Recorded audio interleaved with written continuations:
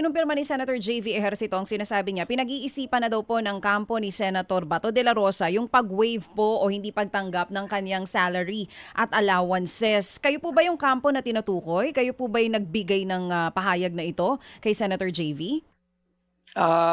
Hindi po ako baka mga I'm not sure no from where it came from. I have to check. Hindi po sa akin 'yun galing. Attorney, pero kayo po ba nakausap nyo na si Senator Bato? At ano po ang desisyon dito po sa kanyang sweldo na ngayon nga po'y binabatikos ng tao dahil 31 absences po out of 58 session days. Simula po November 2025, hindi na po siya pumasok. Ano pong tugon niya dito? Well, I had a meeting no with the family. I think yesterday no. One of the topics is 'yun. And ang amin lamang pong i-emphasize po dito tatanungin po natin bakit naka-absent siya, no? If you know, during his first term, 100% attendance po si Senator Bato de la Rosa nung first term niya. Ni isang beses hindi siya nag-absent kasi isa talaga sa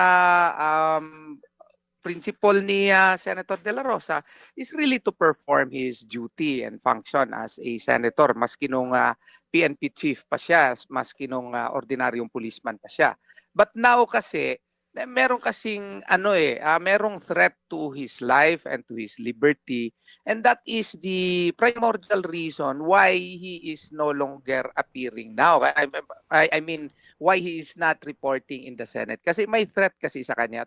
Sana tanggapin yun ng mga detractors niya. Kasi we have reasons to believe na majority of our people understand his situation. There is this insuperable cause that there is a threat to his life and liberty and even his property. Kasi kung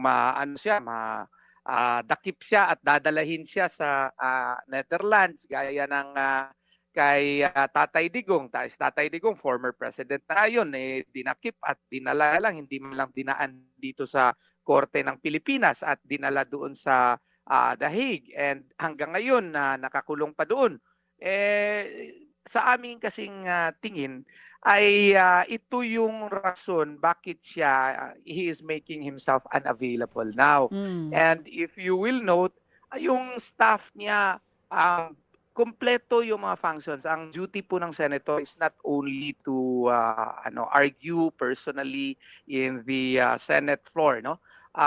His staff also, pursuant to his instructions, are conducting research, submitting reports to the Senate, no? And conducting their own function as as a senator by way of performing his duty through the production of Senate reports, through production of bills, no?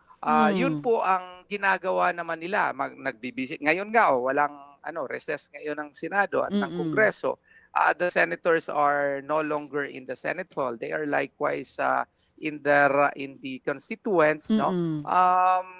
Consulting as to what are the best proposals or bills that can be passed in order for us to solve our country's multifarious problems. Sige. Yun po ang nasa tingin namin. Mga kapatid, para sa iba pang mga balita at impormasyon, sundan niyo po kami sa X, Instagram, Facebook at syempre sa TikTok, True Network PH. Mag-subscribe din po kayo sa aming YouTube channel, True Network. May website din po tayo, truenetwork.ph, at pwede nyo rin po kaming mapanood sa Channel 19 ng aming True FM TV. Lagi pa rin makinig sa radyo dito po sa 105.9 True FM dahil dito, laging true sa'yo, kapatid.